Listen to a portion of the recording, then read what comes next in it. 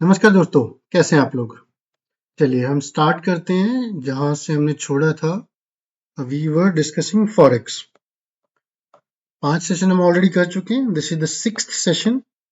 6 session का मैं एक बार क्विक रिवीजन आपको करा देता हूँ और फिर हम इसको आगे टेकअप करेंगे।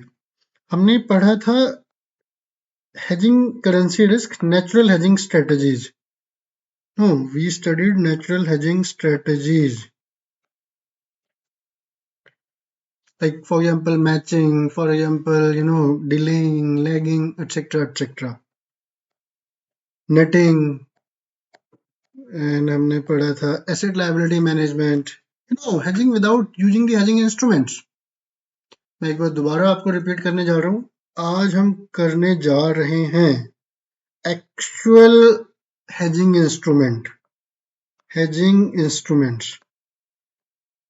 One of the most important, very important topics. थोड़ा बहुत हमने ऑलरेडी इसको कवर कर लिया है डेरिवेटिव चैप्टर्स में, but will again repeat it here in detail. And मैं एक बार दोबारा रिपीट कर देता हूँ, अगर आपको फाइनेंशियल मैनेजमेंट में फॉरेक्स नहीं आता, पोर्टफोलियो नहीं आता, सिक्योरिटी एनालिसिस नहीं आता, तो कुछ नहीं आता। Forex and portfolio analysis itself will constitute to around 50% marks. 20 से 25 नंबर का पेपर इन दोनों चैप्टर से आता है।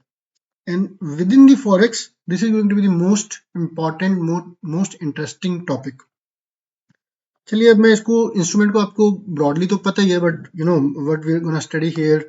हम यहाँ फॉरवर्ड पढ़ेंगे, फ्यूचर्स पढ़ेंगे, ऑप्शंस पढ़ेंगे, स्वैप्स पढ़ेंगे। अभी कंसेप्ट ही करेंगे, प्रैक्टिकल हम अलग से करेंगे, तो नीचे जाने की इतनी ज़्यादा जरूरत है नहीं। लेट अस स्टार्ट, या फिर एक बार नीचे से ऊपर आ जाते हैं। So it would become easier for you, क्योंकि आपने ऑलरेडी डेरिवेटिव में ये पढ़ा हुआ है। कहाँ गया मेरे भाई? फॉरवर्ड एंड ऑप्शन का डिफरेंस ये है क्या? नहीं, काफी आगे है भाई। फ्यूचर, ये रहा। What is the difference between forward and future? Forward and future. आपको कैसे अभी तो हमें फॉरवर्ड ही नहीं पता, फ्यूचर का क्या पता। तो गैस आपने ये सारा डेरिवेटिव में पढ़ा था, एक बार आप वहां पे भी रिपीट कर लीजिए, बट मैं इसको क्विकली विद इन मिनट्स यहाँ पे एक्सप्लेन करके दोबारा will start from the basic. Forward क्या होता है, फ्यूचर क्या होता है। सो देखिए, है तो क्या है, तो दोनों ही एक फ्यूचर की पोजीशन। अगर अभी हम करेंसी की बात कर रहे हैं, क्योंकि हम अभी what you call it forex के चैप्टर में है, तो अगर सपोज आज यूएसडी आईएनआर 84 का चल रहा है, अच्छा 85 का हो चुका है ये, आपको 6 महीने बाद का चाहिए, तो आपको क्या देना पड़ेगा? फॉरवर्ड प्रीमियम देना पड़ेगा। सो मान लेते हैं वो फॉरवर्ड प्रीमियम 2 रुपए का है, तो ये हो गया 86। 86 इज द फॉरवर्ड कॉन्ट्रैक्ट। आपने किसी बंदे जिसको किसी को यूएसडी सेल करना होगा, किसी को बाय करना होगा, तो 86 पर आप दोनों का अलाइनमेंट हो गया कि आज से 6 महीने के बाद हम 86 पर एक्सचेंज कर लेंगे। प्रोडक्ट ये है। अब फॉरवर्ड और फ्यूचर दोनों सेम ही काम करते हैं, broadly they are the same, but इनमें डिफरेंस क्या है? डिफरेंस ये है कि फॉरवर्ड्स आर फ्लेक्सिबल। ये दो जो पार्टीज हैं, रुपेश मिश्रा और मे बी से मेघा मिश्रा, हम दोनों आपस में इसको अलाइन कर लिया। बट जो फ्यूचर होते हैं ये स्टैंडर्ड प्रोडक्ट होते हैं। यहाँ पे हमने $10 की डील कर ली, $10, ये यहाँ पर लॉट स्पेसिफाई होता है, अभी नीचे आएगा। यहाँ पे आप कस्टमाइज नहीं कर सकते। This is exchange driven standardise. Standard amount होता है, भैया मिनिमम आपको $100 तो लेने ही पड़ेंगे, ठीक है। इक्विटी मार्केट में आप लोग अगर नहीं कर रहे हो, तो इक्विटी मार्केट में भी यही होता है। अगर आप फ्यूचर में डील करने जाओगे तो वहां पे लॉट साइज होता है, मेच्योरिटी। फॉरवर्ड अगेन, मतलब इसी से कहानी सारी निकल के आ जाएगी। That's why I am taking some time here to before explaining the forward contract in much detail. ये आप दो पार्टी के बीच में है, तो आप कोई भी डेट रख लो। भाई हमने 13 तारीख रख ली, 13 जनवरी को हम इसकी एक्सपायरी रखते हैं, या 17 फरवरी रख ली। फ्यूचर में क्या होता है, इसकी एक्सपायरी भी शेड्यूल्ड होती है, स्टैंडर्ड डेट। लाइक इक्विटीज में क्या होता है, लास्ट थर्सडे। एक बार बच्चों गूगल करके देख लो, फ्यूचर्स की एक्सपायरी कब होती है एनएससी बीएससी पर। फर्देस्ट मेच्योरिटी, हाँ। तो ये जो फॉरवर्ड, अगर मुझे 3 साल का फॉरवर्ड चाहिए मुझे, या 4 साल का चाहिए, या 2.5 साल का चाहिए, तो फॉरवर्ड में क्योंकि दो पार्टीज के बीच में ही है, टू पार्टीज, तो आप डील कर लो। लेकिन फ्यूचर में क्या होता है, अगेन क्योंकि वो स्टैंडर्ड प्रोडक्ट था, तो यहाँ की मेच्योरिटी फिक्स है। आपको 1 मंथ का फॉरवर्ड मिलेगा, 3 मंथ का मिलेगा, आजकल 2 महीने का भी चल रहा है, 6 मंथ चल रहा है, 12 मंथ। 12 मंथ से ज्यादा फॉरवर्ड इंडियन मार्केट में नहीं दिख रहे ग्लोबली। अब जैसे क्रूड का हम फॉरवर्ड लेते हैं या क्रूड का फ्यूचर लेते हैं तो 2 महीने 2 साल का भी मिल जाता है, but forwards are customised, open है, आप अपने हिसाब से एडजस्ट कर लो। Currency traded, all currencies. देखो फॉरवर्ड में क्या है, क्योंकि ये दो पार्टीज के बीच की बात है, आपको यहाँ पे गेबॉन की करेंसी भी ट्रेड मिल जाएगी, आपको यहाँ पे एनजीएन भी ट्रेड मिल जाएगा, बट फ्यूचर के लिए एक स्टैंडर्ड एस्टेब्लिश्ड मार्केट होनी चाहिए, तो यहाँ पे सिर्फ मेजर करेंसी ट्रेड होती है। देखो बच्चों, मैं दोबारा बता देता हूँ, दोनों चीजें सेम है, हमने 86 का एग्जाम्पल लिया। फ्यूचर आर एक्सचेंज ट्रेडेड, अभी तक आया नहीं एक्सचेंज ट्रेडेड, ये रहा मार्केट प्लेस, ये ग्लोबल नेटवर्क है दो पार्टी के बीच में, ये है रेगुलेटेड मार्केट एक्सचेंज, ये हर जो बड़ी एक्सचेंजेस हैं, एक रेगुलेटेड मार्केट है, वहीं पर ट्रेड होता है ये। Price fluctuation, no daily limit in money currency, तो इसमें तो देखो क्या है, आपने एक डील कर ली, आपका जो आपका कॉन्ट्रैक्ट है, your contract, contract A with contracted party B, या रुपेश का कॉन्ट्रैक्ट मेगा के साथ, ये तो एक खत्म, मतलब ये भी ट्रेड हो रहा होगा, इसका भी मार्क टू मार्केट तो निकलेगा, बट जो ये कॉन्ट्रैक्ट होते हैं ये तो डेली डेली चलते रहते हैं, डेली प्राइस आपका, यही इसीलिए तो लोग लेते हैं। फ्यूचर आपने ले रखा है जो कि सपोज 30 तारीख को एक्सपायरी होनी है उसकी, 30 दिसंबर को मान लो, आपको बीच में ही वो बिक जाएगा। Majority of the traders buy futures for trading and there is a daily fluctuation. Risk, इसमें काउंटर पार्टी का रिस्क है, अगर भाई मेरी काउंटर पार्टी ने मेच्योरिटी वाले दिन गायब होगी तो फिर फिर मुझे कोई नहीं मिलेगा। इसमें मिनिमल है, क्योंकि यह तो अल्टीमेटली एक्सचेंज ने मार्जिन भी ले रखा है, और एक्सचेंज की रिस्क, देखो रिस्क तो इसमें भी है, counter party can default, but यहाँ पर मेरे को जो पैसा आएगा वो तो एक्सचेंज से आना है, डायरेक्ट डीलिंग नहीं है। देयर वर टू पार्टीज, उसने एक्सचेंज को बेचा, मैंने एक्सचेंज से खरीदा, so there is exchange involve here. Honouring of contract by taking in delivery may be mostly reverse transaction. चलो cash flow, none until maturity, initial margin, हाँ cash flow हमने पढ़ा था डेरिवेटिव में कि भैया फ्यूचर खरीदने के लिए आपको इनिशियल मार्जिन भी देना पड़ता है, कोई ज्यादा फर्क नहीं पड़ता आपने इनिशियल मार्जिन दिया, क्यों, क्योंकि फ्लक्चुएशन होगी तो मार्केट एक्सचेंज को पता तो होना चाहिए कि आप रहोगे, ठीक है।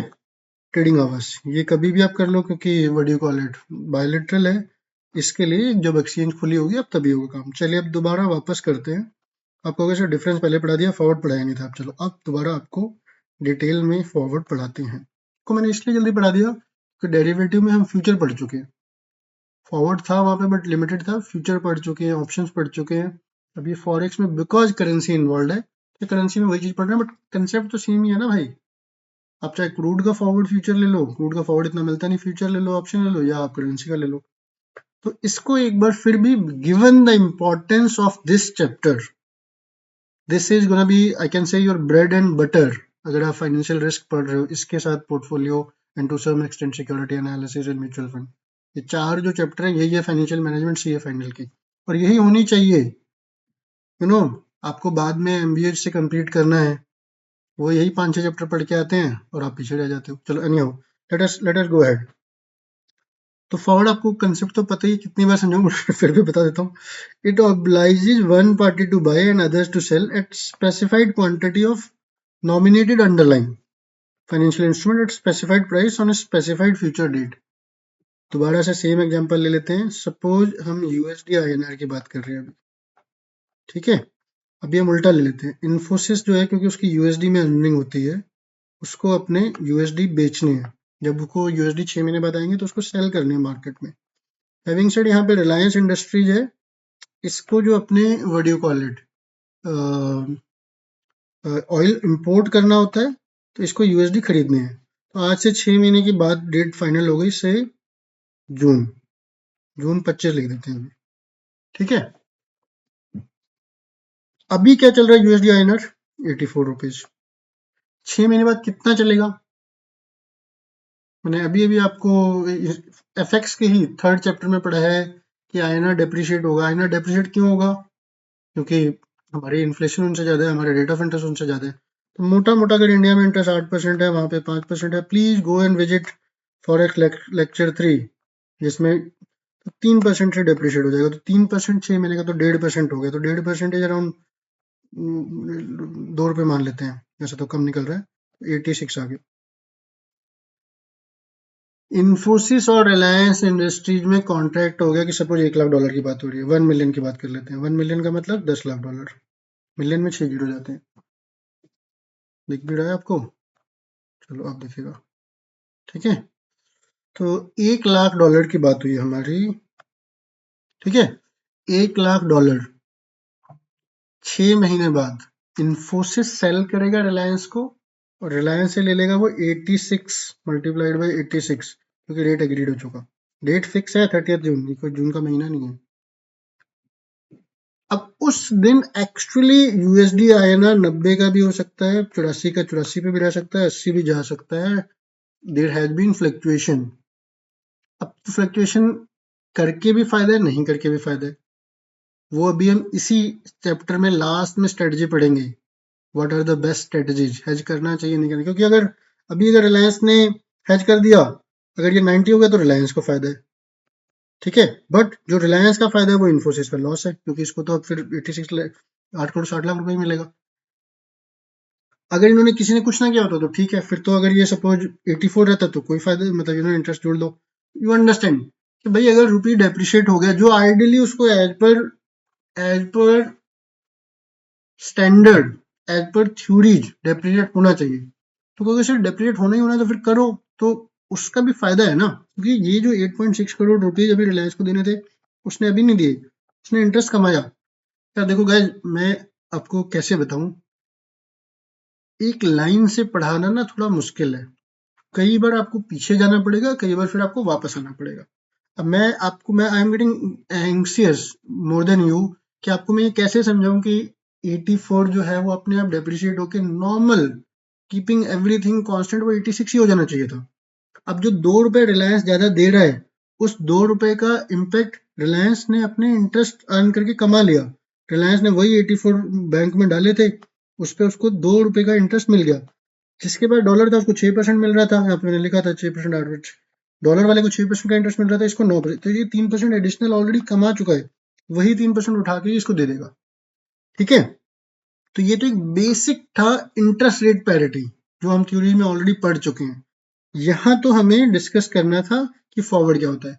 तो सिंपल सी बात है, दो काउंटर पार्टी के बीच में एक प्री डिटरमाइंड रेट पे एक स्पेसिफिक डेट पर अगर फॉरेन एक्सचेंज का आदान प्रदान फिक्स हो जाता है, that is called forward contract, ठीक है। इसको फॉरवर्ड रेट एग्रीमेंट भी कह सकते हैं। चलिए अभी और इसको पढ़ते रहेंगे, I am not gonna leave it here, क्योंकि जो जो मॉड्यूल में बताया गया हम वो सब कुछ पढ़ेंगे। तो अब ये फॉरवर्ड जो था, ये 2 रुपए एक्स्ट्रा दिए, this is called forward rate premium. और उल्टा यूएसडी के लिए क्या हो गया, यूएसडी के लिए यही रिवर्स करके डिस्काउंट आ जाएगा। तो जो करेंसी डेप्रिशिएट हो रही है उसको प्रीमियम देना पड़ता है, जो करेंसी अप्रिशिएट हो रही है उसको डिस्काउंट मिल जाता है। यू कैन आप कर सकते हो ना, 1 डिवाइडेड बाई 86, तो उतना उसको डिस्काउंट, मतलब 2 कर लोगे तो उतना उसको डिस्काउंट मिल जाएगा। The changes in the value of forward contract is broadly equal to forward premium. क्या होता है, जो अभी स्पॉट प्राइस चल रहा है which was 84 plus premium which was 2, 86 हो गया। इन अगर कोई और करेंसी होती जिसकी करेंसी के अप्रिसिएशन होने के चांसेस थे, तो यहाँ पे प्रीमियम की जगह पे डिस्काउंट हो जाता। अब किस करेंसी में प्रीमियम आता है, किस में डिस्काउंट आता है, again will go back to the interest rate parity. Inflation किस कंट्री का, देखो जो कंट्री वीक है उसकी करेंसी डेप्रिशिएट होगी, जिस कंट्री का इंटरेस्ट रेट ज्यादा है उसकी करेंसी डेप्रिशिएट होगी, जिस कंट्री का इन्फ्लेशन ज्यादा है उसकी करेंसी डेप्रिशिएट होगी। Forward contract are unique to every trade, जैसे मैंने अभी आपको डिफरेंस में बताया था, फॉरवर्ड फ्यूचर नहीं होते, फ्यूचर भी अभी हम आने वाले हैं, चीजें सेम है, पर्पस सेम सॉल्व कर रहे हैं, बट वो बिल्कुल स्टैंडर्ड है, दैट्स व्हाई मैंने उसको स्टार्टिंग में कवर कर लिया। तो ये यूनिक होते हैं, they are customised to meet the specific requirement of each end user, इसीलिए मैंने आपको डिफरेंस पहले ही बता दिया। आपको भैया $3 चाहिए, आप 3 ले लो, तो वो लेके क्या करेगा, मतलब 250 रुपए की डीलिंग थोड़ी ना हो रही है 300 रुपए की। आपको 6.5 मिलियन चाहिए, आपको 6 मिलियन $40,000 चाहिए, आपको जो चाहिए, मतलब you can do the exact. अगर आपका इनवॉइस है $7,850 का, आप वो कर लो, मतलब बिल्कुल एग्जैक्ट अमाउंट को आप कर सकते हो। काउंटर पार्टी यहाँ पे मैंने आपको रिलायंस बता दिया, but it's not gonna be Reliance actually. आप डील तो बैंक से ही कर, आप आपस में भी कर सकते हो, it's not that you can not do it, but आपको कैसे पता चलेगा? रिलायंस को आप रेडी करोगे थोड़ी ना फोन करोगे। इन्फोसिस में जो बंदा बैठा है वो रिलायंस वाले को जानता होगा नहीं जानता होगा, बट डीलिंग के लिए नहीं जान सकता। डील तो आप बैंक के थ्रू ही रोटेट करोगे। बैंक के थ्रू करोगे तो बैंक में दो डील की, एक बार वो बायर बना, एक बार सेलर बना, उसने 86 पर रिलायंस को सेल कर दिया, आपसे 86 पर बाय कर लिया, तो बैंक का बड़ा छोटा सा मार्जिन होता है। की बैंक की वो तो बस एक छोटा सा हल्का सा, इसमें 2 रुपए का पूरा गेम बैंक का नहीं है। बैंक ने तो बहुत छोटा सा एक अपना 5 पैसे 10 पैसे, उसमें बताऊंगा मैं कैसे चलता है वो भी कहानी, तो वो कर लिया। बट बैंक कोई अपनी पोजीशन वो नहीं कर रहा, they are not leaving any position open, वो अपने ऊपर रिस्क क्रिएट नहीं कर रहा। उसने जितना खरीदा उतना बेचा शाम तक, या उस समय with in every span of time उनकी पोजीशन नील होनी चाहिए ट्रेडर की, तो बीच में बैंक आ गया था।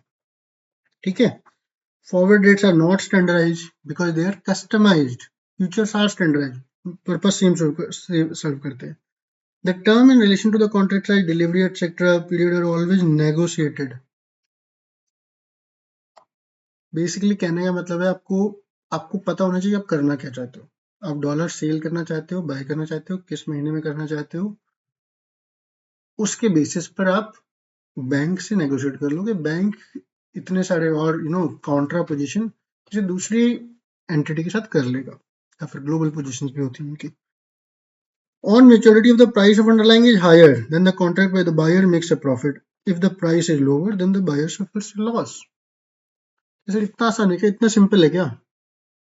अरे भाई सिंपल तो है, बट जब आपको बुक्स में एक्चुअली में प्रॉफिट या लॉस होगा ना, तब आपकी हालत खराब होगी।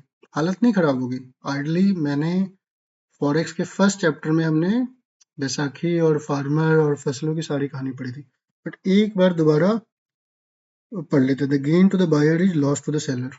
एक बंदे का गेन एक बंदे का लॉस होना ही होना है। एक बार क्विकली रिपीट कर देता हूँ। I think will just take 1 minute, we are already running very slow. भाई देखो यही कहानी है, 84 पर इन्फोसिस ने बेचना है क्योंकि जून में आएगा। उसने 2 रुपए अभी ले लिए, 2 रुपए तो उसने ऑलरेडी कमा लिए क्योंकि उसको प्रीमियम मिलना है, तो 86। रिलायंस अभी अगर डॉलर खरीदता तो 84 का पड़ता, उसने अपना इंटरेस्ट कमाया 2 पे, 86 पे वो दे रहा है, तो ये हो गया रिलायंस, ये हो गया इन्फोसिस। ठीक है, दिख रहा है ना? Very good. अब अगर जून 25 में सपोज, तो ये सिनेरियो हो सकते हैं, 3 सिनेरियो हो सकते हैं। अगर यूएसडी आईएनआर या तो 90 हो जाएगा, या तो 84 के 84, या तो 86 ही रहेगा, चलो मान लो 86 रह गया, और या फिर हो गया 80। इन्फोसिस ने क्यों बेचा पहले? Why did Infosys entered into forward contract? क्योंकि उसको लगता था कि वहीं रुपये 80 ना आ जाए, मेरे को अभी 86 मिलने की गारंटी है, क्योंकि उसको डॉलर आने हैं। He is not expecting to receive the rupee, he has the dollars. तो वो कह रहा है कि भैया मैं तो बाद में कहीं 80 रुपए पे मेरे को वो कन्वर्ट होके 100,000 8 करोड़ रुपए ना आए, मैं अभी 8 करोड़ 60 लाख रुपए लेके अपनी पोजीशन हेज कर देता हूँ। रिलायंस क्योंकि इसको डॉलर देने हैं, ये इंडियन करेंसी पे बैठा हुआ है, इसके पास आईएनआर है, कहता है भाई मैं अभी अपनी पोजीशन फिक्स कर देता हूँ कि 8 करोड़ 60 लाख देने पड़ेंगे, कहीं बाद में मुझे 9 करोड़ ना देने पड़ जाए। अगर 86 हो गया तो दोनों खुश हैं, क्योंकि भैया दोनों ने 86 पे एग्री किया था, ना किसी का फायदा ना किसी का लॉस। बट अगर 80 हो जाता तो इन्फोसिस का फायदा हो गया। देखो आपको फायदा कैसे हो गया? सर उन्होंने तो फॉरवर्ड कर रखा है, आई टोटली एग्री, बट वो मार्केट से भी खरीदते हैं, तो ये उसको जब आप बुक्स में लेके जाओगे, ये अभी आएगा, अभी फॉरवर्ड का जो फेट आएगा ना उसमें डिस्कस करते हैं कि फॉरवर्ड करने के बाद भी प्रॉफिट एंड लॉस कैसे हुआ, दिस विल जस्ट डिस्कस। ठीक है, फॉरवर्ड रेट मैंने आपको बता दिया, whether the forward rate is greater than the spot rate, which currency consideration will be discounted premium। तो जहाँ पे क्या कहते हैं, जैसे आपको पता चल जाएगा कि अगर आपकी करेंसी पे प्रीमियम है या डिस्काउंट है। बॉटम लाइन है, जो कंट्री स्ट्रांग होती हैं वहां पर प्रीमियम, वहां पर डिस्काउंट होता है। जो कंट्रीज वीक होती हैं वहां पर प्रीमियम देना पड़ता है। If you are getting my point, like INR आपको आज से 6 महीने के बाद का महंगा ही मिलेगा, मींस यूएसडी आईएनआर पर यूएसडी। अगर अभी 84 चल रहा है तो इसमें वो इंटरेस्ट ऐड ही होता रहेगा प्रीमियम। क्यों? क्योंकि we are not developed country yet compare to USA. अगर आप यही कहीं बांग्लादेश टका से इंडोनेशियन रुपीज से कंपेयर करोगे then there can be different situation. Premium. When a currency is costlier in the forward or say the future value date, it is said to be at premium. I think you have understood the point. Discount भी इसका opposite हो जाता है. तो ये हमने देख लिया 85-90 मैंने आपको बता दिया था. हाँ, बट प्रीमियम निकलता कैसे है? ओके, प्रीमियम वही निकलता है जो फॉरवर्ड रेट था. यहाँ पे इन्होंने एग्जांपल लिया 60-55 का या जैसे भी है, तो what do you call it, 55 होना चाहिए. हमने 86-84 का एग्जांपल लिया था. तो इसी इन्हीं का एग्जांपल देख लें क्या? इनका देख लेते हैं कि मैथ दोबारा नहीं करना पड़ेगा हमें. सो वेयर इन्होंने दिखाया नहीं ठीक से एग्जांपल. मैं इन्हीं के एग्जांपल को 86-84 को ही कर लेते हैं. चलो 86-84, तो 2 रुपए का डिस्काउंट हुआ, 2 रुपए का डिस्काउंट एट 84, तो ये आ गया अराउंड 0.3%. ये 2 रुपए का तो आया आपका स्ट्रेट अवे 6 महीने का था, तो मल्टीप्लाइड में 2 कर दोगे तो 4 आ जाएगा. 4 डिवाइडेड बाई 84 अराउंड 4%, तो 4% का मैथ कैसे किया आपने? देखो जो 2 था ये 6 महीने का था और हमें देना ये एनुअलाइज टर्म में. यहाँ पे कहीं पे लिखा हुआ है के नहीं लिखा. तो जो प्रीमियम होते हैं ये they are explained.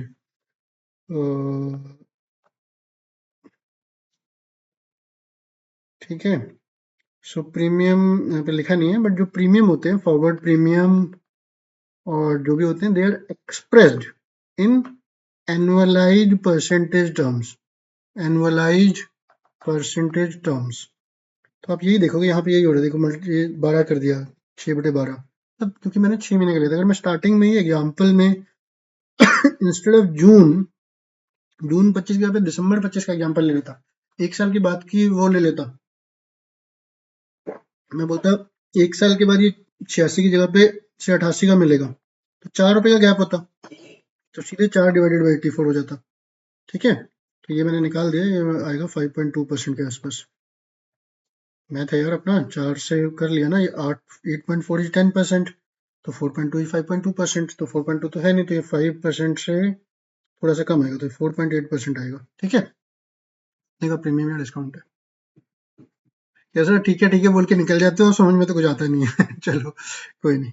Stay stay there. देखो अभी फॉरवर्ड का टॉपिक चल रहा है, फॉरवर्ड रेट्स चल रहा है, आ जाएगा. थोड़ा सा आगे पीछे आगे पीछे आगे पीछे करके पढ़ना पड़ेगा. अब जो मैं बताने जा रहा था आपको कि भैया फॉरवर्ड का होता क्या है, the fate of a forward contract. I hope you have understood the forward contract. Now let's discuss the fate. Maturity वाले दिन क्या क्या होगा बच्चों? मेच्योरिटी का मतलब एक्सपायरी, जून 2025 मान लेते हैं. क्या क्या हो सकता है? या तो वो बंदा डिलीवरी ले लेगा. इन्फोसिस कहेगा लाओ भाई मेरे को आईएनआर दे. रिलायंस बोलेगा ला भाई मुझे डॉलर दे. वो डॉलर अपने वेंडर को पे कर देगा. इन्फोसिस को डॉलर कहाँ से आया? उसको अपने कस्टमर से आया था, उसने इसको डिलीवरी कर दी. ठीक है. अपने कस्टमर से कैश लेके डॉलर लेके ये उसने बायर को दे दिए, इसने अपने कस्टमर को दे दिए. तो डॉलर दोबारा इंडिया से बाहर ही चला गया. आया, उसने उधर बैंक को दिया, बैंक ने दोबारा रिलायंस को दिया, बीच में बैंक भी था, बाहर चला गया. क्या पता आरबीआई के पास पड़ा, हमें क्या फर्क पड़ता है.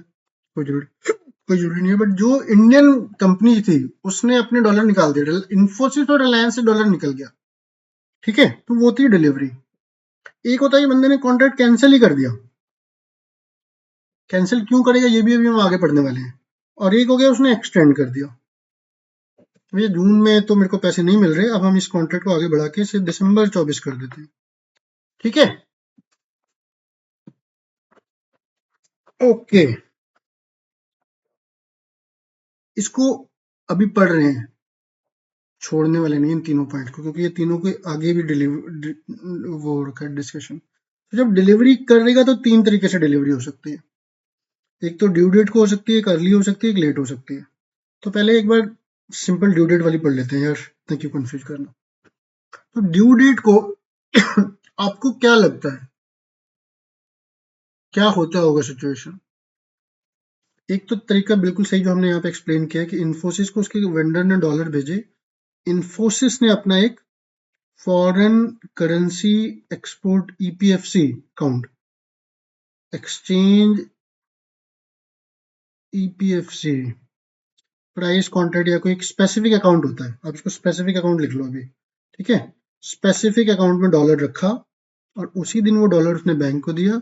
डॉलर मूव हो रहे हैं, डॉलर उसने रिलायंस को दिया, रिलायंस ने वो डॉलर अपने वेंडर को दे दिया, डॉलर आया, डॉलर चला गया, रुपये घूम रहा है, मल्टीपल ट्रांजेक्शन हो गई इसमें, और बड़े अमाउंट की हुई। मैंने तो चलो यहाँ पे 1 मिलियन का एग्जांपल लिया, 100 मिलियन की भी हो सकती है, पर जनरली ये भी होता है, ये भी होता है, और एक्चुअली तो यही होता है, एक्चुअली तो यही होता है।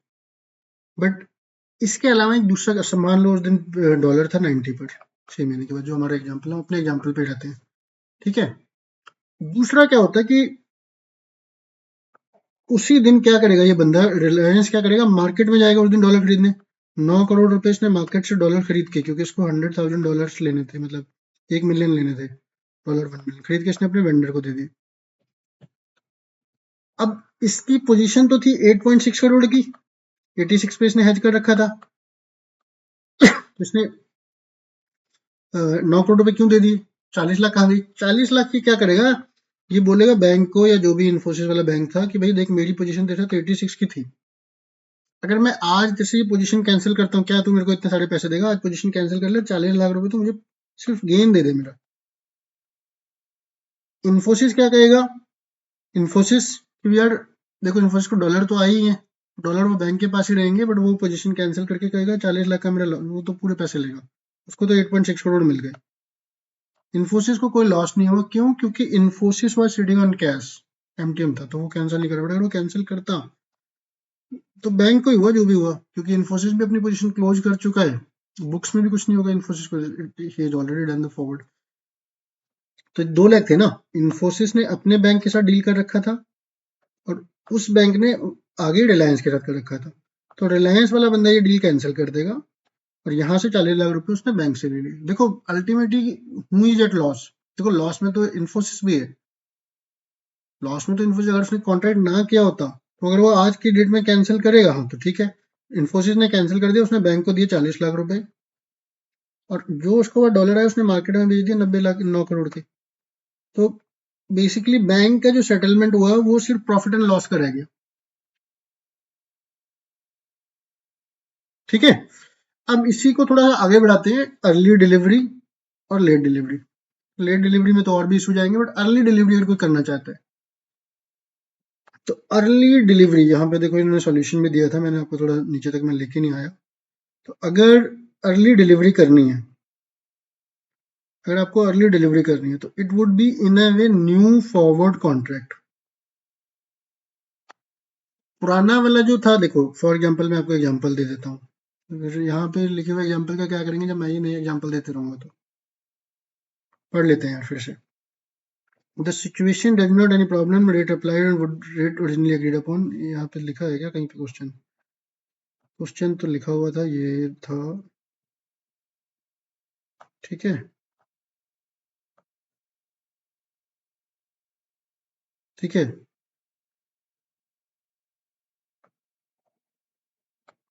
On 1st June 2025, bank entered a forward contract of 2 months for selling 100,000 at 85.50. On 31st July 2005, spot was 85.75, 25 पैसे एक्स्ट्रा हो गया। Calculate the amount to be debited in the customer account। 1st जून 31 जुलाई, 2 महीने का हुआ ये, ठीक है। Bank will apply debit the account of the customer 65। ये तो सिंपल था, क्योंकि बैंक को तो 85 से मतलब है ना, तो बैंक ने तो अपना 85 ही कर लिया पूरा। अर्ली जब डिलीवरी होगी, तो बैंक ये देखेगा कि वो आज जब वो मुझे बेच रहा है, तो पुराना कॉन्ट्रैक्ट कैंसिल किया,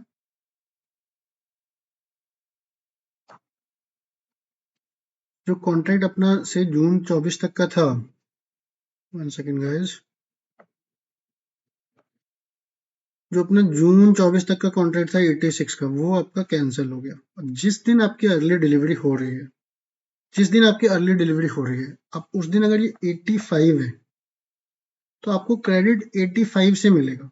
अभी एक बार ना रिलायंस और इन्फोसिस दोनों को एक साथ छोड़ देते हैं, अभी सिर्फ एक बैंक तक वाली एक डील को कर लो कोई भी, ताकि समझने में आसान हो। यहाँ पे बैंक की बात हो रही है ना, बैंक बैंक, तो बैंक ने डॉलर बेचे हुए थे रिलायंस को, रिलायंस ने खरीदे थे, क्योंकि रिलायंस इज एन इम्पोर्टर। अब उसको चाहिए था जून में, बट उसने कहा नहीं मेरे को तो अर्ली डिलीवरी दे दो, मेरे को 85 तो अर्ली डिलीवरी का कोई कंसेप्ट नहीं होता।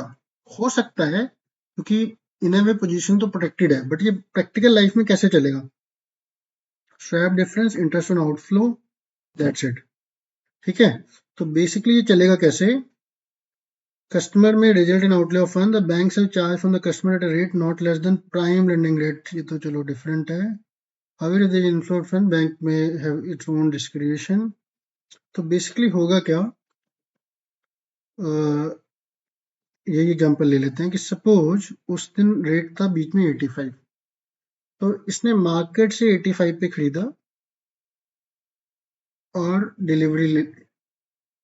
इसको ना थोड़ा सा अलग देखते हैं यार। इसमें ना अर्ली डिलीवरी का मतलब, अगर अगर उसको पहले ही मिल गए पैसे, एक्सपोर्टर था ये, enter for BNP to sell, तो अगर उसको पैसे पहले ही मिल गए, however due to the request from importer X received an amount of 20th November, Mr. X requested the bank to take the delivery of the remittance on 30th November before due date. तो आपको देखना पड़ेगा कि जब एक महीने पहले मिला तो एक महीने का फॉरवर्ड प्रीमियम कितना चल रहा है। आपको यार कहाँ कंफ्यूज कर रहे हो सर? देखो यार, इसको ना पहले मैं आपको फॉरवर्ड प्रीमियम दोबारा बता देता हूँ, हमने ऊपर भी पढ़े थे। फॉरवर्ड प्रीमियम क्या होता है? ये रेट का डिफरेंस होता है, इंटरेस्ट रेट का डिफरेंस। पूरे साल का तो जैसे इंडिया में रेट ऑफ इंटरेस्ट 9% चल रहा है, यूएस में 6 चल रहा है, तो टोटल हुआ 3%। अब ये 3% को बोलते हैं 300 बीपीएस, बेसिस पॉइंट। अब ये जो 300 बेसिस पॉइंट है, ये 12 महीने का, तो 12 3 36, so around 25 basis point per month का हो गया। 1 मंथ, 2 मंथ, 3 मंथ, 4 मंथ, इससे भी कम होना चाहिए था 12। ठीक है, तो जितना भी बनते आ रहा है 12 बनेगा क्या? तो 6 महीने का बना 150, तो जो भी था, तो इसको थोड़ा कम कर लेते हैं ना। 12 दूनी 24, 12 पंजे 25, बन तो 25 ही रहेगा। 25 50 75 150, 175, 200। अच्छा, ये गलती होगी ना। 100, 100, 125, ये हुआ फोर्थ मंथ, ये हुआ फिफ्थ, ये हुआ सिक्स, सो ऑन करके 12वें महीने का आएगा 300।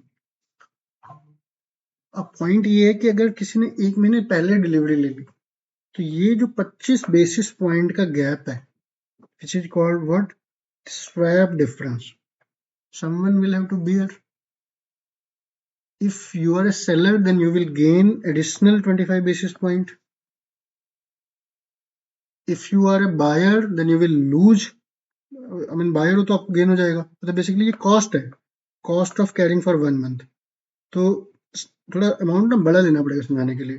तो 84 का था, आपकी 90 में डील हो रखी थी, से जून में हो रखी थी। आपने बोला नहीं नहीं मेरे को तो अभी दे दो, तो अभी कोई 90 में क्यों देगा कोई आपको भाई? Why will somebody give it to you in 90? तो वो ये हो सकता है कि वो, क्योंकि 90 में आपने 6 महीने बाद का बाय कर रखा है, रिलायंस ने बाय कर रखा है, उसको 6 महीने का एक सेल कॉन्ट्रैक्ट पकड़ा दिया, वो भी नियर अबाउट सेम ही होगा। अब ये करंट मार्केट में डील कर लिया, तो ये कैसे निकला? ये इसके ऊपर जो जो इनका फ्लक्चुएशन है, this delta will get tallied to the future rate. तो सर इंटरेस्ट आउटले क्या आ रहा है? चलो इसको वापस वापस आते हैं, इतना मुश्किल नहीं है। तो बेसिकली बॉटम लाइन क्या है कि अगर आप पहले कुछ डिलीवरी ले रहे हो, तो आपका एक नया कॉन्ट्रैक्ट आ जाएगा, न्यू कॉन्ट्रैक्ट आ जाएगा, पुराने कॉन्ट्रैक्ट को अनवाइंड कर देंगे, डील हो जाती है, कोई दिक्कत वाली बात नहीं है। बट उस समय की जो मार्केट सिचुएशन चल रही थी, उससे आपका प्रॉफिट और लॉस निकल के आएगा दोनों का। ठीक है, depending upon the examples. Sir मैं आपको बताना चाहता था, बट अब मैं इतनी जल्दी बता नहीं पाऊंगा। लेट डिलीवरी का तो कंसेप्ट ही नहीं है, वो तो एक कॉन्ट्रैक्ट कैंसिल हो गया। So however before the delivery education bank takes position automatic cancellation, क्योंकि देखो कॉन्ट्रैक्ट तो आपका कैंसिल हो गया, क्योंकि see the markets are fluctuating. आप ये नहीं कर सकते कि भैया मेरा डॉलर रोक के रख, जिस बंदे ने रोका अपने पास होल्ड किया और शेयर मार्केट है ऊपर नीचे हो गया, तो फिर तो जो बीच की पार्ट इंटरमीडियरी फंस जाएगा। In case the cancellation on the due date, in addition to the flat charges, the difference between the contract rate and the cancellation rate charged and paid to the customer. Practical करेंगे तो थोड़ा समझ में आएगा आपको, कोई ऐसी वाली बात है नहीं। Early cancellation, opposite rate of the original contract, तो यही अगर आप अर्ली कैंसिलेशन आओगे, तो उस समय मार्केट क्या चल रही है उससे सिंक करके आपका क्या कहते हैं वो कॉन्ट्रैक्ट कैंसिल हो जाएगा और पुरानी दोनों पोजीशन आपकी अनवाइंड हो सकती है, बट डिपेंड करता है कि आपने वो फॉरवर्ड तो हो जाता है, फॉरवर्ड में कोई दिक्कत नहीं है। कैंसिल, लेट कैंसिलेशन कुछ नहीं होगा, ऑटोमेटिकली आपका कैंसिल हो चुका है, आप बैठे रहिए। एक्सटेंशन नहीं होता, उस दिन आपका एक पुराना कॉन्ट्रैक्ट कैंसिल हो गया, फिर आपको एक नया कॉन्ट्रैक्ट मिल जाएगा। अब बोलोगे सर प्रैक्टिकल कराओ, प्रैक्टिकल आएगा पेपर में, मैं प्रैक्टिकल कराने वाला हूँ। हैविंग सेड, जब तक आपको ये थ्योरी में नहीं बताऊंगा तो आपको पढ़ना मुश्किल होगा सर, ऐसे थ्योरी पढ़ के भी क्या करेंगे। एक just give me some time, believe me, मैं आपके फायदे की बात कर रहा हूँ। सीधे अगर मैं क्वेश्चन कराने लग गया ना, फिर आप बोर हो जाओगे। अभी पहले आप कंसेप्ट लो, अर्ली क्या होता है, एक्सटेंशन क्या होता है, कैंसिल क्या होता है, ऑटोमेटिक कैंसिलेशन क्या होता है, काउंटर पार्टी क्या होता है, ये तो समझ लेते हैं पहले। एक्सटेंशन बिफोर ड्यू डेट हो सकता है, बट आपका एक basically what I am trying to say, forward हो या कोई भी फाइनेंशियल मार्केट की पोजीशन हो, वो ओरिजिनल कॉन्ट्रैक्ट कैंसिल ही होता है विद रिस्पेक्ट टू, अगर आप उसको रोल ओवर भी करने जाओगे अभी वो आएगा, वो कैंसिल होके उस समय की क्या प्राइसिंग चल रही है, इंटरेस्ट रेट का डिफरेंस उस समय क्या है, उससे आपकी नई प्राइस निकल के आएगी। ठीक है, लेट एक्सटेंशन तो कुछ होता नहीं, इसको एक बार दोबारा देख लेते हैं। ऑटोमेटिक कैंसिलेशन, अगर बंदा आया ही नहीं तो वो ऑटोमेटिकली कैंसिल हो जाएगा, 3 दिन में उसको भैया नोटिस चला जाएगा कि भैया ये पैसे तेरे को देने हैं, ये तेरे को लेने हैं। अगर कुछ और वहां पे नुकसान हुआ तो वो भी उसको देना पड़ेगा। Late delivery in case of the relevant spot prevailing on such date shall be applicable. जिस दिन वो एक्चुअली लेने आएगा उस दिन की अलग कहानी चलेगी, उस दिन का स्पॉट चलेगा। Relevant forward date for the period desired shall be applicable, तो अलग ही कहानी चलेगी। एक्सचेंज डिफरेंस, स्पॉट रेट जो मार्केट में उस समय चल रहा था, और कैंसिलेशन जो आपने ओरिजिनल कैंसिल किया है। ठीक है, इंटरेस्ट आउटफ्लो कैसे होता है, ये बेसिकली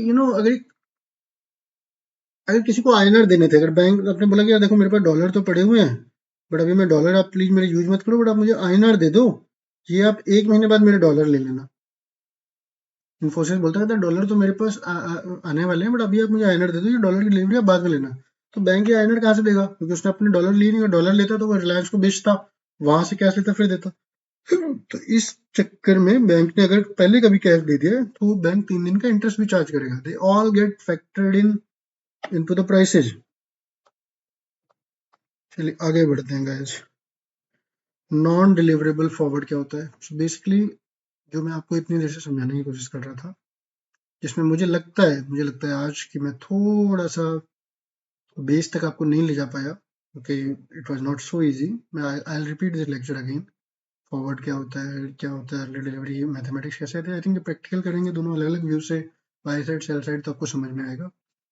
बट प्रैक्टिकल लाइफ में ज्यादातर चीजें कैंसिल ही होती हैं, on that day they will get cancelled only. So एक नया प्रोडक्ट आता है, नॉन डिलीवरेबल फॉरवर्ड कॉन्ट्रैक्ट। तो फॉरवर्ड तो है बट ये डिलीवरी नहीं होगा। तो डिलीवरी नहीं होगा तो फिर क्या होगा, तो फिर वही प्रॉफिट एंड लॉस। आपने 84 का था उस समय जब स्पॉट था, आप लोगों ने 86 की डील कर रखी है, मेच्योरिटी थी जून 25, 90 का डील हो गया, 40 लाख किसका लॉस है। तो यही difference, taking the difference between the agreed upon exchange rate and the spot rate, ऐसे होती है इनकी सेटलमेंट। ये प्रैक्टिकल लाइफ में 99.99% तो यही होता है। जैसे कि हमने डिस्कस किया, वहां पे एक्चुअल डॉलर 1-1 मिलियन नहीं हो रहे, वो जिसको लेना है, जो जब इन्फोसिस को 1 मिलियन आया, उसने मार्केट में बेचा, 90 का था, 90 का बेचा, 40 लाख एक्स्ट्रा मिल गया। वो उसने उसको वापस दे दिया बैंक को कि भैया तेरे से मेरी पहले 86 की बात हो रखी थी। रिलायंस ने मार्केट से 90 खरीदा, 90 दे दिया अपने वेंडर को, 40 लाख उसने बैंक से ले लिया कि भैया तेरी मेरी बात हो रखी थी। तो डिलीवरी के चांसेस बहुत कम होते हैं इन प्रैक्टिकल लाइफ। प्रैक्टिकल लाइफ में डिलीवरी के चांसेस कम होते हैं, राइट। ठीक है, कि आपको उसी दिन पैसा आएगा, उसी उसी पर्टिकुलर डेट को पैसा आएगा, इसकी कोई गारंटी नहीं होती। हाँ, अगर आप पेयर हो तो फिर आप फिर भी कर सकते हो कि भैया तुम मेरे को तो डॉलर चाहिए चाहिए। तो वो एक्चुअल डॉलर फ्लो भी होते हैं, there are specific accounts wherein you can hold the dollars. आइनर अकाउंट में तो डॉलर आप रोक नहीं पाओगे, एक दिन से ज्यादा वो बैंक रखेगा अपने नॉस्ट्रो में, अदरवाइज वो कैंसिल कर देगा। एनडीएफ इज लाइक नथिंग, है तो फॉरवर्ड ही ना, है तो फॉरवर्ड ही। तो उनमें एक फिक्सिंग डेट होगी, एक सेटलमेंट डेट होगी, date on which difference between the prevailing market calculated. ठीक है, हाँ, एनडीएफ क्योंकि ये लार्जली ये एक्सचेंज रिलेटेड होते हैं, वैसे तो काउंटर पार्टी में भी हो सकते हैं, तो इनका थोड़ा सा इसमें फ्यूचर वाले एस्पेक्ट्स आ जाते हैं, like they are standard etcetera. They have become a popular instrument in the corporation seeking to hedge exposure to the foreign currency that are not internationally traded. ठीक है, बहुत सारी ऐसी कंट्रीज आती हैं जहां पर वहां पे एनडीएफ मिलता है, वहां पर आपको what do you call it, इतने ज्यादा फॉरवर्ड नहीं मिलते क्योंकि वो एक्चुअल करेंसी देना थोड़ा मुश्किल होता है. बट फिर वो कहते हैं डील क्यों करते हैं, क्योंकि बेंचमार्क तो होता है, benchmark rates are available.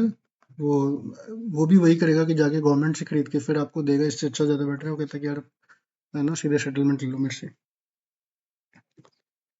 Roll over of deliverable forward contract, normal forward की डिलीवरी का रोल ओवर होता है क्या बच्चों? तो सर मेरा आपका तो गला सूख गया, नहीं होता. You have no foreign exchange delivery at maturity. As an importer you have no local currency to deliver at maturity. तो फिर होगा क्या? As an exporter importer you would like to roll over the contract. पहले आप तो roll over करोगे क्यों?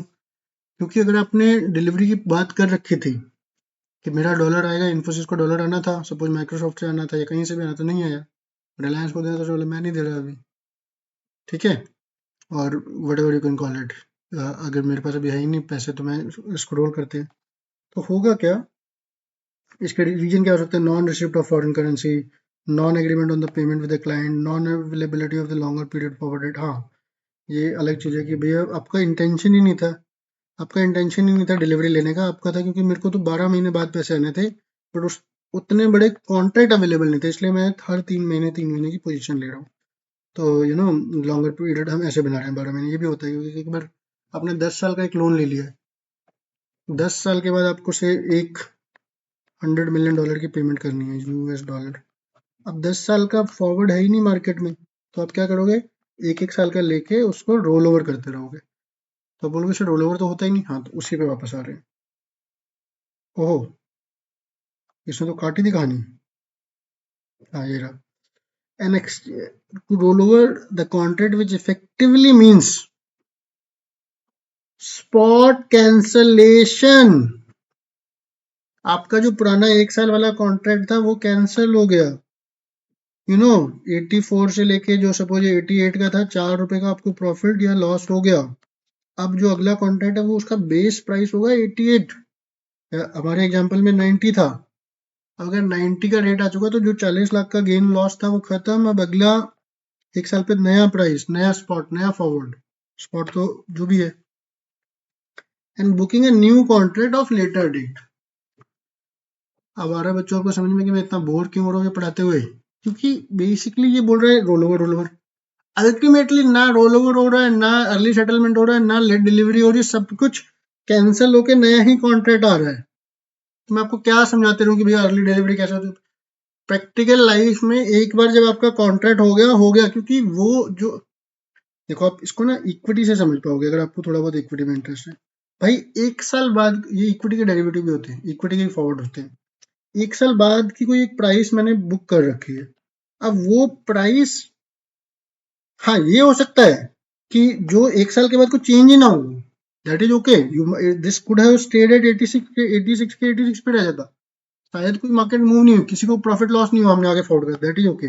But in sense legally एक चीज आपकी कैंसिल हो रही है, spot is getting cancelled and new contract is getting signed.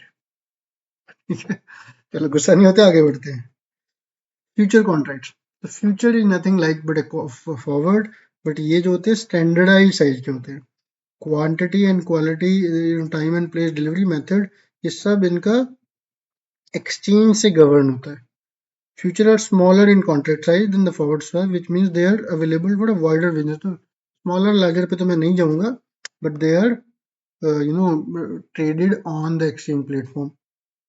Are you getting my point?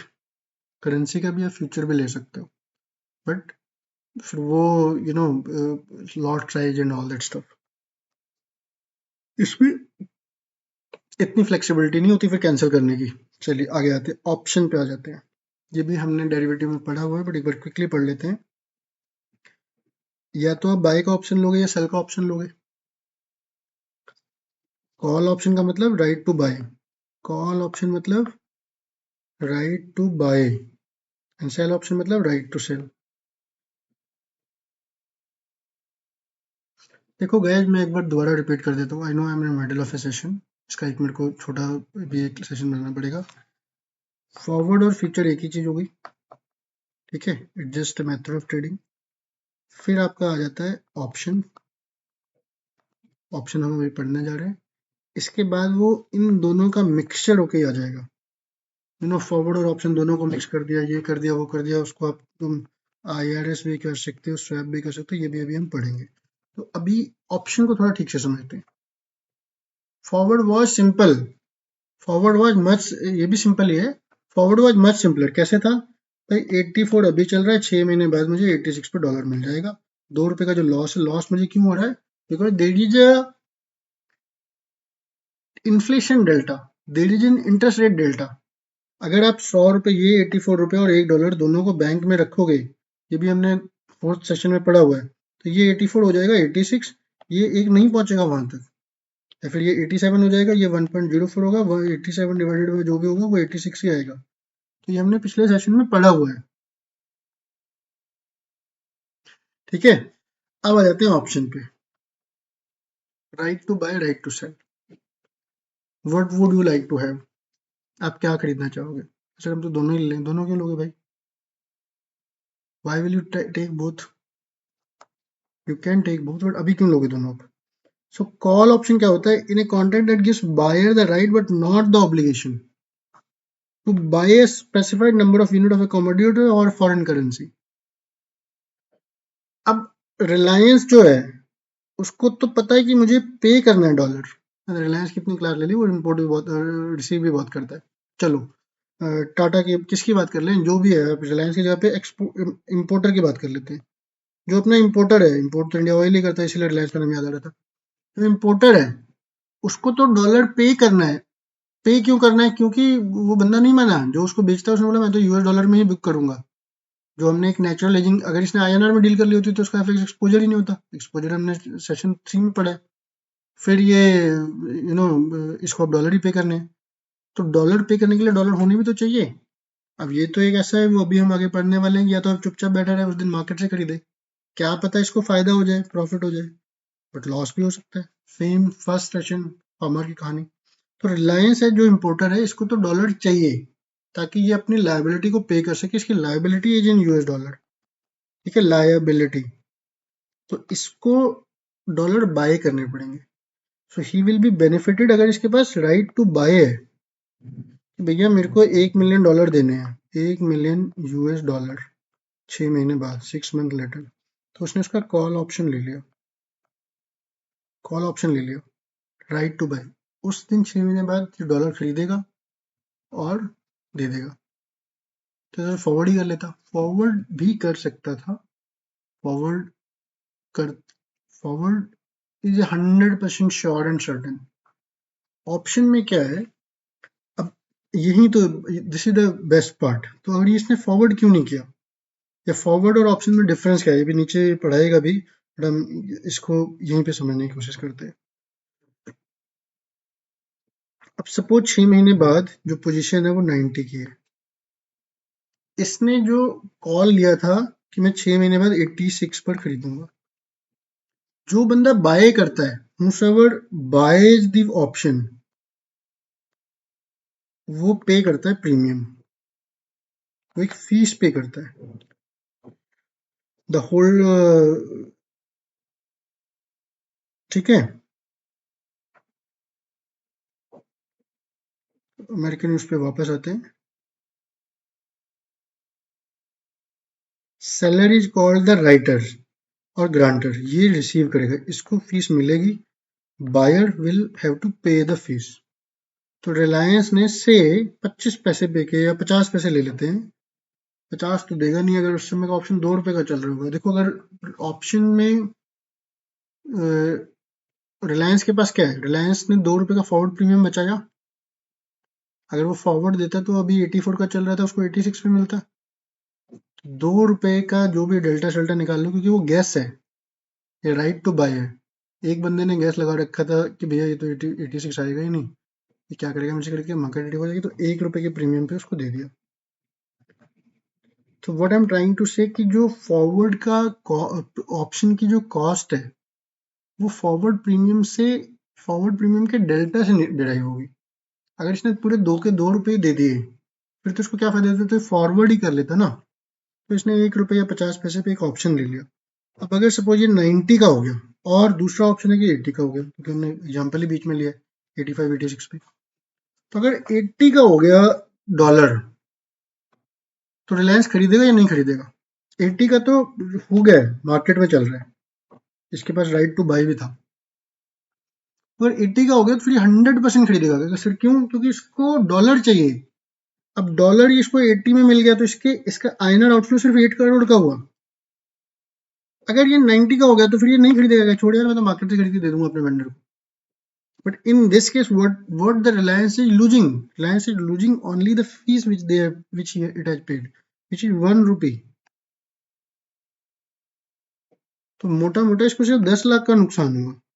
1 million कितना होता है? 1 मिलियन होता है 10 लाख, तो 10 लाख पे 1 रुपए के हिसाब से 10 लाख का नुकसान हुआ तो इसने फीस दी थी। फायदा इसको उल्टा हो गया, क्योंकि अब ये जाके बैंक से खरीदेगा, वो तो 86 पे डील थी ना, तो अब ये बैंक को तो नहीं, मेरा तो राइट था। क्यों? क्योंकि यहाँ पे ऑब्लिगेशन नहीं है भाई मेरे, बट नो ऑब्लिगेशन, देखो ऑब्लिगेशन ऑप्शन के केस में सिर्फ सेलर की होती है, चाहे वो कॉल का सेलर हो चाहे वो पुट का सेलर हो। कॉल का मतलब to buy, right to buy, put का मतलब right to sell. Right to sell का भी एक सेलर होता है, दोबारा पढ़ लेते थे। Purchaser is called the buyer और the holder, seller is called the writer और द गारंटर ऑफ बोथ। 4 लोगों की बात हो रही है, सिर्फ 2 लोगों की बात नहीं हो रही। अभी हमें 1 मिनट के लिए बाय को छोड़ देते हैं, छोड़ो बाय। सेल है, right to sell, put option. Put option का एक सेलर है, ही सेइंग कि भैया मेरे पास राइट टू सेल है, मतलब वो राइट टू सेल को सेल कर रहा है,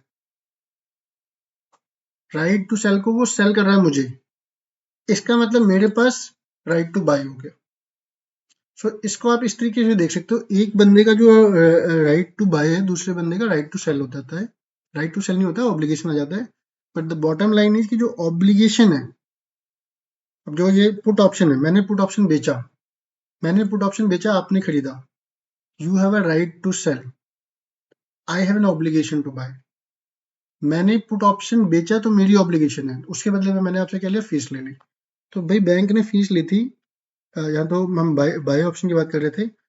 if I have a say call option, if I am a writer of the call option, तो I have an obligation to buy and you are a buyer of the call option, तो you have a right to buy, right to buy but no obligation. तो 90 हुआ, रिलायंस ने बोला भैया मेरी obligation नहीं थी, मेरा राइट था। अगर ये 80 हो जाता, नहीं अगर ये 90 हो जाता तब मैं खरीदता, 90 हो जाता तो मैं 86 पे खरीद लेता, 4 रुपए तो मेरे को मार्केट में नुकसान हो ही रहा था, फिर उसका फायदा उठाता।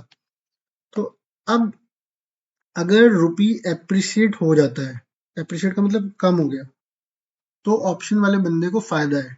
फायदा कैसे है? कैसे? वो तो 80 पे खरीद के वो उसको डॉलर खरीद रहा है भाई, रुपी नहीं खरीद रहा। डॉलर महंगा हो गया है, रुपी सस्ता हो गया है, तो उसने मार्केट से खरीद के जिसको भी देने थे दे दिए।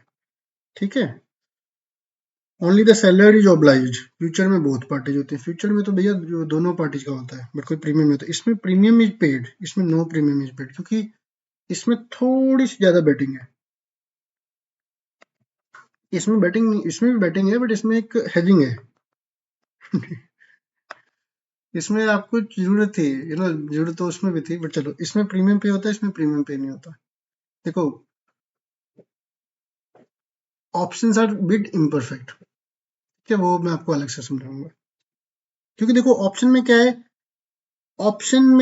कि आपको प्रॉफिट भी हो सकता है, लॉस भी हो सकता है। You are open to the market. अब 90 हुआ तो आपको प्रॉफिट होगा, 80 चला जाता तो आपको लॉस होना ही होना है। फॉरवर्ड में कोई कुछ फर्क नहीं पड़ता, आपको $1 मिलियन चाहिए थे, मिल गए, आपकी पोजीशन 86 पे क्लोज थी, इसलिए options are bit imperfect. Loss is restricted while there is an unlimited gain potential, correct. तो अब इसमें क्या है, क्योंकि उसने 86 पे कर लिया था रिलायंस ने, एनीथिंग 86 और 86 बिलो ही विल 86 अबव, अब 100 रुपए भी होगा फिर भी वो 86 पे खरीदेगा, 90 हो गया फिर भी वो 86 पे खरीदेगा बैंक से। बट एनीथिंग बिलो 86 वो कहेगा यार मैं तो मार्केट से खरीदूंगा, मैं 1 रुपया फीस दे चुका, फीस रख ले तू मेरी। I had a right to buy but not an obligation to buy. तो पोटेंशियल गेन इज अनलिमिटेड और लॉस इज लिमिटेड, क्योंकि लॉस तो उसको 86 के नीचे 86 से जितना भी नीचे जाता जाएगा उतना उसको वो खरीदेगा ही नहीं। तो 86 की तो डील वो होगी उसकी। तो ये पोटेंशियल रिस्क और अनलिमिटेड गेन एंड लॉस, ठीक है। हाँ फॉरवर्ड में, क्योंकि आपकी पोजीशन आपको करनी ही करनी पड़ेगी, उसमें तो आप मुकर जाओगे ना। American option contract can be exercised any time during its period. जो क्या कहते हैं, future contract are honoured by both party only on the date of delivery. Okay, ये आपको समझा ही दिया मैंने कि भैया बाय सेल पे कब गेन होता है कब लॉस होता है, तो ये देख लेंगे। अभी स्वैप कॉन्ट्रैक्ट कर लेते हैं, उससे पहले मैं आपको ये थोड़ा बता देता हूँ, क्योंकि मुझे लगता है कि अभी थोड़ा आपके लिए ज़्यादा हैवी हो रहा है स्वैप, वैसे भी एक इंटरेस्ट रेट स्वैप एक चैप्टर ही है। तो इस पे आ जाते हैं, इसको हम दोबारा एक बार ठीक से कवर करेंगे। Strategies for exposure management. आप भैया एक कंट्री के सीएफओ, कितनी जगह पे सीएफओ लिखा हुआ है यहाँ पर, सबसे पहला सीएफओ ऊपर हेडिंग में आ रहा है, ठीक है, इसके ऊपर, ठीक है, सीएफओ। एक अपने लोगों में आ रहा है सीएफओ, आरएमआई सीएफओ। फिर हमने लिखा हुआ है we're friends till your CS CFO, CS नहीं सीएमए और सीएफओ, चारों तरफ तो सीएफओ ही आ रहा है। तो आप एक कंपनी के सीएफओ हो, सीएफओ का मतलब चीफ फाइनेंशियल ऑफिसर। ये एफएक्स नहीं आता, सीईओ को काम आता है बेचना, सेल करना, गेन करना। तो आप कैसे करोगे? आप इन्फोसिस के सीएफओ, रिलायंस के हो, टाटा के हो, यहाँ पे भी बहुत एक्सपोजर होता है। Company attitude towards it's risk, financial strength, nature of business, safes it exposure management. अब कंपनी की भी वो तो होनी चाहिए, कंपनी का जो एटीट्यूड भी होना चाहिए। अरे सीधी सी बात है, अब अपने आपको बाहर जाना है, वो छोटा एग्जाम्पल लेते हैं, बड़ा ही लेते हैं। तो आपके चलो बच्चों को पढ़ाना है, आपको $200,000 चाहिए, या जो भी अभी कंपनी पे रहते हैं, तो आपको आपके हर साल $1 बिलियन की सेल होती है। $1 बिलियन होता है 8400 करोड़ रुपीज।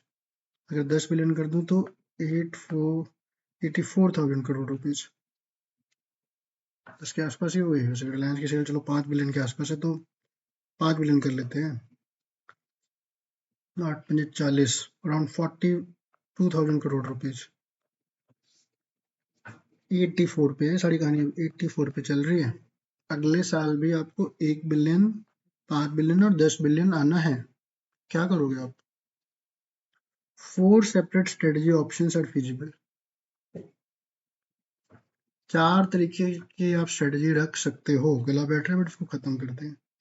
सबसे तो पहले all exposure left unhedged, tension free, भगवान के ऊपर छोड़ दिया, मोदी जी की और डोनाल्ड ट्रंप के ऊपर छोड़ दिया।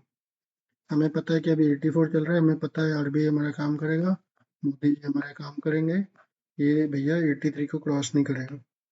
तो ये अब एक्सपोर्टर का एग्जाम्पल ले रहा हो तो आपको नुकसान है। अगर देखो, क्योंकि INR is a depreciating currency compare to US dollar, तो ये एक साल में आपको 4-5% का प्रीमियम मिलना ही मिलना है। तो 84 जो अभी दिसंबर 24 में है, वो एक साल के बाद अगर मैं 5% ऐड कर लेता हूँ, तो अराउंड ₹4 ऐड कर लिया, तो 89 का हो जाएगा फॉरवर्ड पॉइंट्स जोड़ के, ठीक है। हमने 5% कैसे निकाला वो मैंने बताया, वो आपको डेट इंटरेस्ट, वो सेशन 3 पढ़ लीजिए। फिर भी मैं लॉस में हूँ अगर मैंने 85 89 पे बेच दिया, बट ये हो सकता है क्योंकि मैं बड़े लॉन्ग टर्म की 1 ईयर की बात कर रहा हूँ, 12 मंथ्स की बात कर रहा हूँ, क्या पता ये 95 हो जाए। अगर ये 95 हो गया तो जो एक्सपोर्टर है उसका तो लॉस हो गया ना। वो कहेगा यार, मतलब अगर उसने कुछ ना किया होता तो उसको 95 करोड़ रुपए मिलते। अभी उसको जो 84 करोड़ मिलने वाले थे 1 बिलियन के, अब उसको 95 मिलते। तो एक स्ट्रेटजी तो ये भी हो सकती है कि एक्सपोजर को लेफ्ट अनहेज्ड आप करोगे स्ट्रेटजी, भाई ये भी एक स्ट्रेटजी का पार्ट है। अभी आता हूँ, वापस आता हूँ। एक होता है ऑल एक्सपोजर हेज्ड, ये 1 थी, ये 2 हो गई। ऑल ग्लोबल एमएनसी है, कुछ नहीं रिस्क नहीं लेना, हम बिजनेस करते हैं, हमारे को कुछ नहीं रिस्क, जो मार्केट में मिल रहा है उस पर हेज करो, उस पर अपनी कॉस्ट ऑफ निकालो, उस पर अपना मार्जिन निकालो, position five, no exposure remains unhedged. You know 0.1 तो हो ही नहीं सकता, 100%। 100% कहाँ से है? ऑल से। देखो बच्चों, मैं आपको दोबारा बताने की कोशिश कर रहा हूँ, 18 आज से 12 महीने के बाद डॉलर आईएनआर क्या होने वाला है किसी को भी नहीं पता, किसी को भी पक्का नहीं पता। आप अगर 10 बैंक के पास जाओगे फोरकास्ट लेने, कोई बैंक बोलेगा यार 87 हो सकता है, कोई बोलेगा 88 हो सकता है, कोई बोलेगा 92 हो सकता है, कोई मान हुआ 100 भी बोल देगा। समवेयर इन जून 23 भी किसी ने बोला था 100 हो जाएगा, अभी बोल रहे थे 84 पे नहीं गिरेगा, अब 85 भी हो गया। तो किसी को भी नहीं पता। तो बॉटम लाइन ये है कि अगर आपने पूरा 100% हेज कर लिया, फिर भी आपका देखो, चाहे आपने हेज किया, पार्ट किया, आप देखो ओपन तो हो ही, क्योंकि ये तो it has nothing to do with the financial management, it is your position, you are exposed to the FX. अगर आपने एक्टिव ट्रेडिंग कर लिया, आपने से 70-80% हेज कर लिया, या जो भी daily active trading is one of the best thing I will say, मतलब पूरा डेली जब मार्केट नीचे जा रही है, ऊपर करे, आपने थोड़ा उसको घुसे हुए उसके अंदर, एक आपने सेलेक्टिव कर लिया कि से जब डॉलर गिरने लग जाता है तो मैंने हेज कर लिया, जब नहीं होता डिपेंडिंग अपॉन परसेंटेज। अभी इसको डिटेल में थोड़ा सा पढ़ते हैं, बट आप पोजीशन तो आपकी चेंज होगी। Having said, being an exporter, it is always better कि आप उसको हेज कर लो, क्योंकि आपको प्रीमियम मिलने वाला है 5 रुपए का, तो वैसे ही 5 रुपए का तो आपको वैसे ही प्रीमियम मिलने वाला है। Being an importer, it is also better for you to hedge, क्योंकि करेंसी को 5% तो अगर आप बैंक में पैसा रखोगे तो उतना तो डेप्रिशिएट होकर इंटरेस्ट ही बन जाएगा उतना।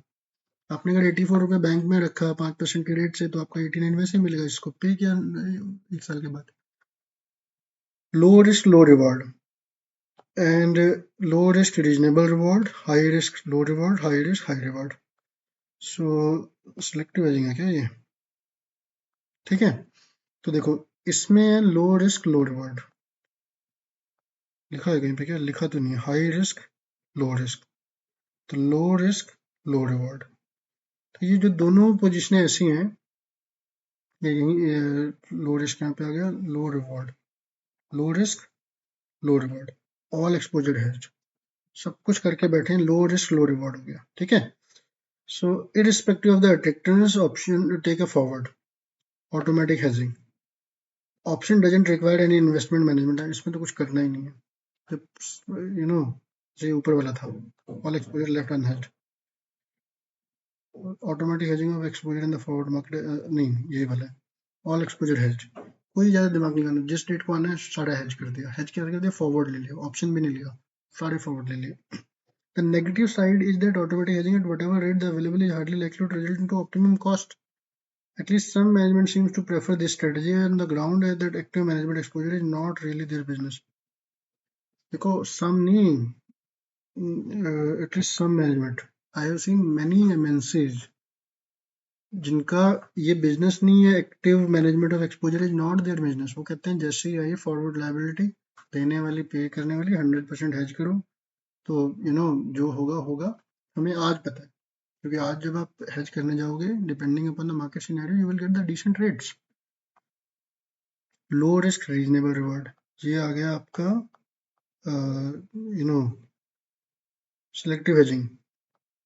सेलेक्टिव हेजिंग, तो आपने अगर सिलेक्टिव हेजिंग कर रखी है तो क्या होगा, फॉरवर्ड रेट से अट्रैक्टिव, तो जब फॉरवर्ड रेट अट्रैक्टिव है तब आपने कर लिया, तो रिस्क कम है, रिवॉर्ड आपको मिल जाएगा, क्योंकि आप एक मार्केट देखते जा रहे हो।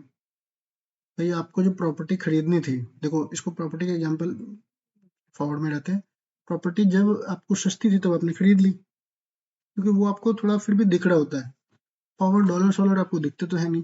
तो फिर भी मार्केट में जो बंदे कंसिस्टेंट है, जो प्रैक्टिस करते रहते हैं, उनको पता है कि यार इससे बढ़िया चीजें जल्दी नहीं मिलेंगी, तो जब उसको रेट अच्छे मिले उसने खरीद लिए। In foreign exchange exposure hedge positions are similar to bonds. ठीक है, तो ये बॉन्ड ही है बस, मतलब चलो अब वापस आते हैं। High risk low reward, perhaps the worst strategy to leave all exposure unhedged, high risk है इसमें, हाई रिस्क। अब बोलोगे हाई रिस्क कैसे, ऐसे 70 थोड़ी ना हो जाएगा INR। आप इंपोर्टर के एंगल से देखते हैं, चलो एक्सपोर्टर नहीं आते, इंपोर्टर को डॉलर पे करना है, भैया मेरे को तो $1 बिलियन पे करना है, अभी 84 चल रहा था, 100 भी जा सकता है भाई, 1600 करोड़ का लॉस हो जाएगा आपको। ठीक है, high risk high reward. This strategy involves active trading in the currency market. तो वही है एक्टिव, क्योंकि आपने कॉन्टिन्यूस कैंसिलेशन, रीबुकिंग फॉरवर्ड एक्सेट्रा, तो आपने वो नहीं लिया। जो फर्स्ट स्ट्रेटजी थी, लो रिस्क लो रिवॉर्ड, मतलब आपने सारी टाइम पे बुक नहीं किया, तो इसमें आपका फिर वो घूमते फिरते रहेगा। That way a few of the larger companies are adopted। बहुत सारी कंपनियां करती हैं कि अब कैंसिल कर दो, ये कर दो, बट इतनी ईजी होता नहीं है। कैंसिलेशन भी स्पॉट पे होता है, स्पॉट चेंज होता है। मैंने कई बार सिचुएशन देखी है, लोग जैसे ही चीजें कैंसिल करते हैं, जैसे ही आप शेयर बेचोगे आगे, आगे बढ़ना स्टार्ट हो जाएगा या और नीचे गिर जाएगा। ठीक है, so basically bottom line is कि combine to make imperative today's financial manager study the factor of risk management and method of reducing these risk। so हर तरीके से आपको ये पढ़ना पड़ेगा। I know we have already spent 1 hour 5 minutes। it was really taxing, I will say taxing जब word है थोड़ा difficult था आपके लिए, मेरे लिए भी थोड़ा डिफिकल्ट था, क्योंकि what I am trying to do, मैं क्योंकि कॉर्पोरेट से आ रहा हूँ, मैंने बंदों को देखा हुआ पढ़ते हुए, मैं आपको एक एक्सपीरियंस बंदे की तरह ट्रीट कर लेता हूँ कई बार। बट अगर टाइम पे सिलेबस खत्म करना है तो फिर ये करना पड़ेगा। And I do trust, why still I continue to go in this fashion, because I do trust you are a CA final student, और आप आज के यूट्यूब के ज़माने के स्टूडेंट हो। 2 मिनट में गूगल करके आप कर लोगे, इतने अच्छे अच्छे नोट्स हैं, मेरे नोट्स इतने अच्छे हैं कि आपको चीज़ें समझ में आ जाएंगी। ठीक है गाइज, तो the best part is if you'll see at the end 100% syllabus, 100%। इसके नीचे देखिए 100% syllabus module covered, including practical questions, RTP, MTP, with regular live support every alternate day। Make best use of the videos and please subscribe to the channel।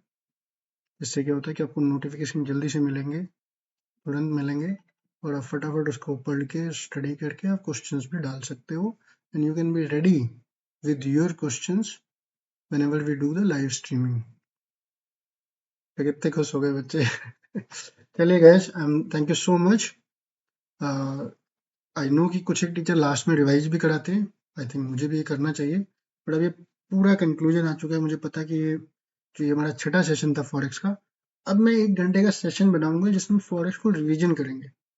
एक बार दोबारा वो भी मुझे पता है लेंथी हो जाएगा, क्योंकि रिवीजन करना भी इट्स लाइक फर्स्ट टाइम पढ़ के तो ज़्यादा इतना समझ में आ नहीं रहा है, तो आपको 2-3 बार पढ़ना पड़ेगा। I can understand your pain, but लगे रहो, पढ़ो, देखो, समझो, थोड़ा सा इधर पढ़ो, कुछ मैंने मिस कर दिया इधर से देखो, नोट्स को पढ़ो, हाइलाइट्स को पढ़ो, फिर आपको चीजें समझ में आ जाएंगी। चलिए, ठीक है, ओके, बाय बाय।